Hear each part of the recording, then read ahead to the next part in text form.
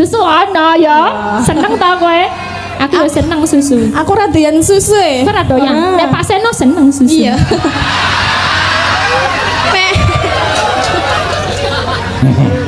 Seneng, Pak? Hah?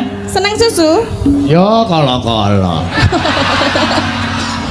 Mulane lemu ya. Bale nek kekerepen ki nang weteng yo nek ngono lho. Terlalu manis to. Manis. Terlalu manis ki nek ya? dadine sosok ora enak. Yo paling 3 dina pisan ngono.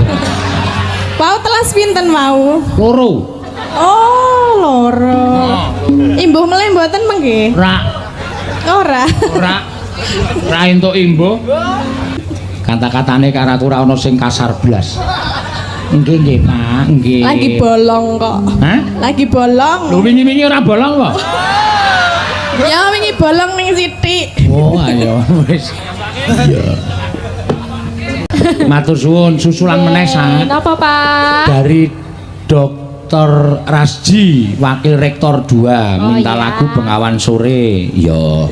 Untuk Bapak Rektor Warek 1 dan panitia. Oh iya. Matur sembah nuwun Wakil Rektor.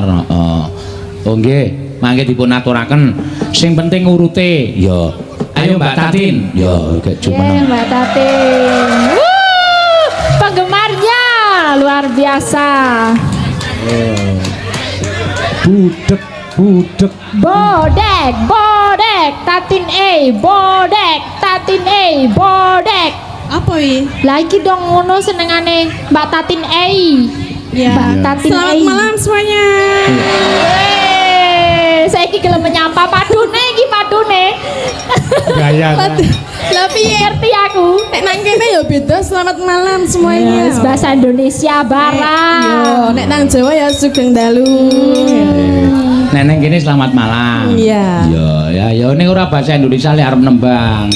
Engko cakepane tembang barang tok ganti bahasa Indonesia ya ora pas. Boten. Basa Jawa. Ya. Ya, ki ana pamundutan Tin. Napa, Pak? Gubuk asmara pirang-pirang pamundutan saka kagem kowe. Ya. Saking Purwodadi nyuwun gending gubuk asmara Pak Kumis Mbak Tatin. Oh iya. Dengan ucapan Universitas Tarumanegara semakin jaya. Ya. Matur sembah nuwun. Iki uga gubuk asmara Bapak Suharjono dan Mas Peri Kelurahan Trah Amat Nawi Gembongan Sentolo Kulon Progo. Tanggamu iki. Oh, nek nggih, Gembongan. Keluarga rumah makan ayam goreng Nyonya Suharti cabang Klentreng. Wo, Bapak Sudarno. Oh iya. Kenteng. Iya. Kenteng. Iki entuk hadiahnya ditampani. Niki Mbak Tatin dapat Mbak hadiah. Tatin. Kula, Pak. Heeh kuwi. Untuk Tatin ana tulisannya untuk Tatin. Nah, Apa ya? Aduh, tiba iki. Awas. Tiba. ayo dibuka ora apa-apa kok. Ora paling kuwi deodoran ben kelek murah mambu. Mun aku wis tak upakara ben mambu ya. Kuwi pancen niate ora dikethok kok, Sa. Rambuté kelek. Diingu. Wis tak kon nektokke wingi arep tak kelabang ya, Pak. Oh ya. Ya. Minyak wangi. Nggih, matur nuwun saking sinten, Pak? Orang iki mau ya saka Pak Sudarno iki ketok. Oh nggih, matur nuwun nggih sing pun paringi kula. Oh, nggih, matur nuwun, Pak. Nggih, oh iya saka bapake kae mau. Ya. Gubuk Nggih. asmara pirang-pirang pamundutan, Mbak. Heeh, engko grajakan ya ana. Ya. Monggo diaturake gubuk asmara.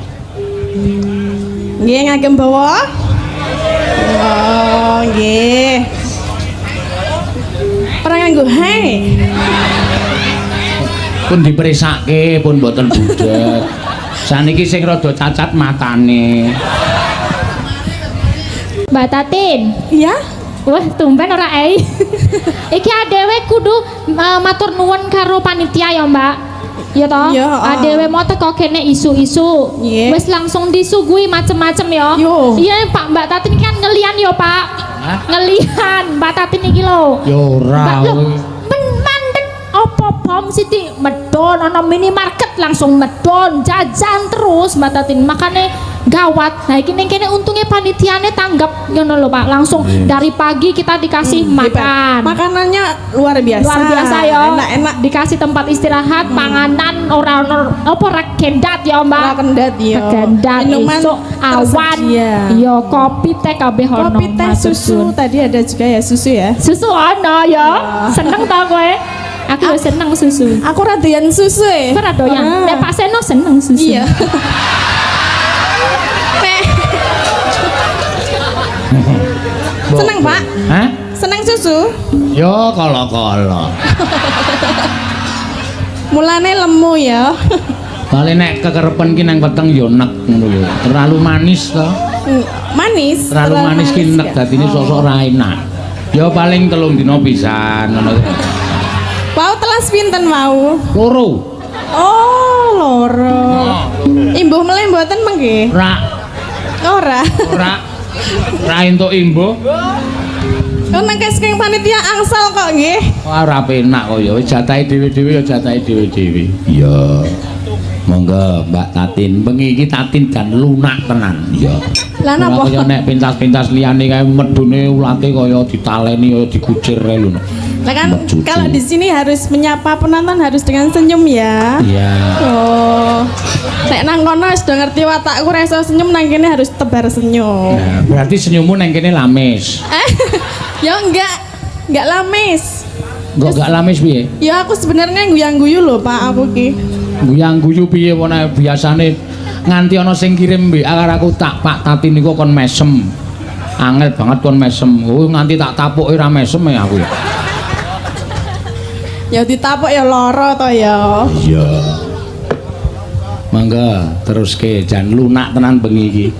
Kata-katane karo aku ora ana sing kasar blas. Nggih nggih Pak, nggih. Lagi bolong kok. Hah? Lagi bolong. Lho wingi-wingi ora bolong kok. Ya wingi bolong ning sithik. Oh ayo wis. Iya. Mula kok ra nyuwara. Ya gak wis. Ayo saking dene kowe tertekan. Suami itu nek ikut istri sing mengekang itu tertekan. Saya nggak mengekang loh saiki. Ya ora teno mengekang ngono kuwi. Ini kemerdekaan itu sudah menjadi hak setiap umat kok. Diwenehi kemerdekaan bojomu. Terus kula kan piye? Ya tenang-tenang wae rasa piye-piye. Kowe lemu banget ngono kuwi ya dirasani. Napa? Bojo kula lemu banget sakniki Pak. Ya kon kuru. Ayo kon diet.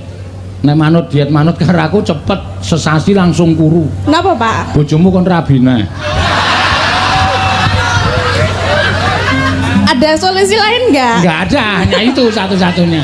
Cuman itu ya? Iya. Saya bisa kurus? Kuwi engko ora ngrantes terus mengkari sirah tok kae dingan. Ya. Solusi kurui ngono kuwi.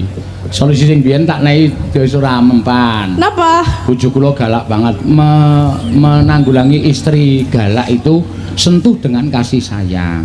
Iya, Ya. caranya? Ayo dirangkul bojone nek muni-muni, "Mas, candak gulune jak, dibelai rambute sayang." Rasa galak-galak mbangane tak tapuk sandal cangkemmu. Ngonokne ora kowe? Nggih dingonokke ini. Kowe mesti saya nesu ya. Ora sadurunge ditapuk tak tapuk sik trok ngono. Oh kuwi kaya ngono kok karo wong lanang. Ya, ya mangga.